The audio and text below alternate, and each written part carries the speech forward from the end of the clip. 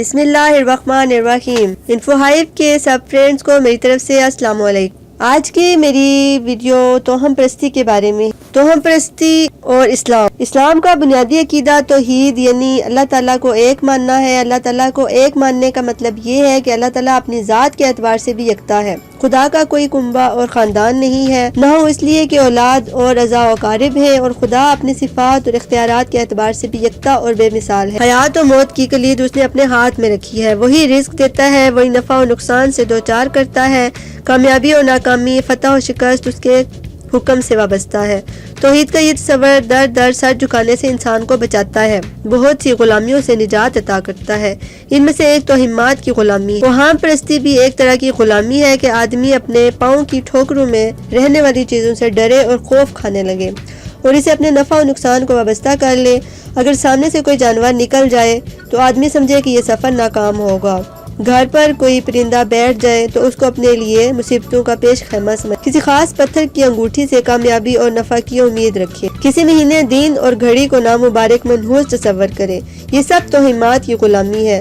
جو شخص عقیدہ توحید سے محروم ہو اور اللہ پر اس کی یقین کامل نہ ہو، مشکل ہے کہ وہ اس غلامی سے آزاد ہو سکے۔ یہی وجہ ہے کہ ایسے ترقی یافتہ ممالک جہاں صرف تعلیم یافتہ لوگ پائے جاتے ہیں، وہاں بھی لوگ بعض اعداد کو منحوس سمجھتے ہیں۔ ہوٹلوں میں اس نمبر کے روم نہیں رکھے جاتے۔ اسلام کی آمد سے پہلے عربوں میں اس طرح کی توہمات پائی جاتے تھے۔ لوگ سفر کے لیے نکلتے، پرندے کو اڑایا جاتا، اگر وہ دائیں جانب اڑتا تو اسے نیک فال تصور کرتے اور سفر کرتے، اگر بائیں طرف اڑتا تو بدفعلی لیتے اور سفر سے گریز کرتے۔ اسی طرح الو کو منحوس پرندہ خیال کرتے۔ کسی کے گھر بیٹھ جاتا تو سمجھتے کہ یہ گھر اجڑ جائے گا۔ سفر کے مہینے کو نامبارک سمجھتے اور سمجھتے کہ اس ماہ میں جو کاروبار ہوگا نقصان سے دوچار ہوگا، جو سفر ہوگا وہ نامراد ہوگا، جو شادی ہوگی ناکام ہوگی۔ رسول اللہ صلی اللہ علیہ وآلہ وسلم نے ان تصورات کی تردید فرمائی اور ارشاد فرمایا، ان چیزوں کی کوئی حقیقت نہیں۔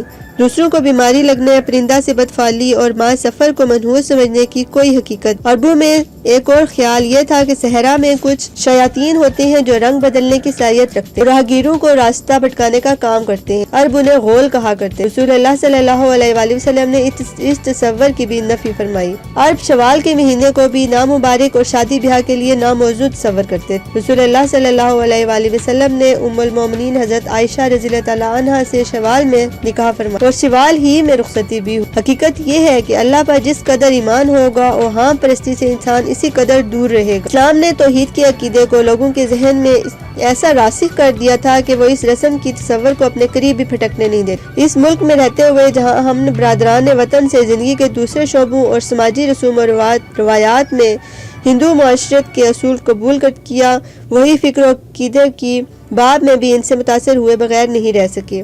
ان میں ایک اوہام پرستی کا مزاح و مذاق ہے۔ آج مسلمان بھی سمجھتے ہیں کہ کالی بلی راستہ کاٹ دے تو سفر ملتوی کر دینا چاہیے۔ الو کا بیٹھنا منحوس سمجھا جاتا ہے۔ اگر کسی بہو کے گھر میں آنے کے بعد سسرال میں کسی کا انتقال ہو جائے تو اس کو منحوس تصور کیا جاتا ہے۔ گھر کی تعمیر شروع ہو تو ناریل پھوڑے جاتے ہیں، گاڑی خریدی جائے تو چند لیمو لٹکائے جاتے ہیں۔ اس سے بڑھ کر بدقسمتی اور کیا ہوگی کہ آپ نے کھلے الفاظ میں سفر کے منحوس ہونے کی تردید فرمائی۔ یہ تردید نہایت ہی صحیح اور مستند روایتوں سے ثابت ہے۔ اس کے باوجود سفر کی 13 تاریخ اور آخری چہارشنبہ کو منحوس دن تصور کیا جاتا ہے، حالانکہ اسلام کی نگاہ میں کوئی وقت منحوس نہیں۔ آپ نے بعض مہینوں، راتوں اور گھڑیوں کو مبارک ضرور قرار دیا، لیکن کوئی وقت اور گھڑی نامبارک نہیں۔ رسول اللہ صلی اللہ علیہ وآلہ وسلم نے ارشاد فرمایا کہ اگر نحس ہوتا تو 3 چیزوں میں ہوتا: عورت، گھر اور سواری۔ اس کا مطلب ہے کہ کسی چیز میں نحس ہی نہیں ہے۔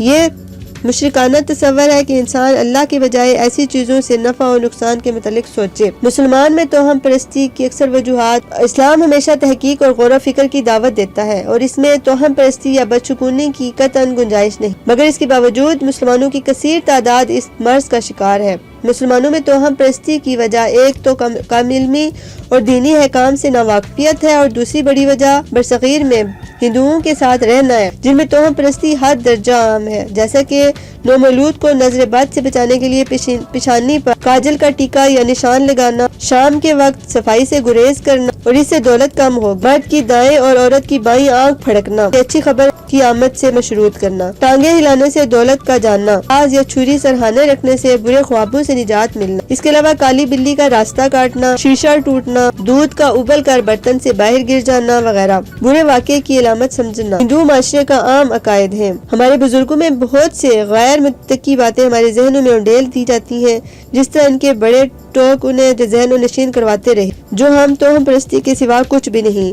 مثلا منڈیر پر کوا بیٹھا تو مہمان آنے والے ہیں، چھینک آئی تو کوئی یاد کر رہا ہے، فلاں پتھر اور ہنسا مبارک ہے، دائیں ہاتھ میں خارش ہے تو دولت آئے گی، بائیں ہاتھ میں خارش ہے تو بائیں ہاتھ میں خارش ہے تو جائے گی، جھاڑو کھڑا کرنا یا بعد از اثر جھاڑو لگانا نحوست ہے، تارے کو دیکھ کر پلک بال گرنا، جو دعا مانگو تو وہ قبول ہوگی، حدیث میں ہے تو ہمات ہے۔ ناظرین، یہ تھی میری آج کی ویڈیو، امید ہے کہ آپ کو انفارمیٹیو ثابت ہوئی ہوگی۔ اس کا یہ پارٹ 1 ہے، پارٹ 2 کے لیے میں دوبارہ حاضر ہوں گی، اور اس طرح کی انٹرسٹنگ ویڈیوز دیکھنا چاہتے ہیں چینل سبسکرائب کریں اور بیل آئیکن بھی پریس کر دیں تاکہ آپ سب سے پہلے میری ویڈیو دیکھ سکیں۔ اس کے ساتھ ہی اجازت چاہوں گی اس دعا کے ساتھ کہ خوش رہیں، اپنے چاہنے والوں کو بہت سا خیال رکھیں۔ Thanks for watching. اللہ حافظ۔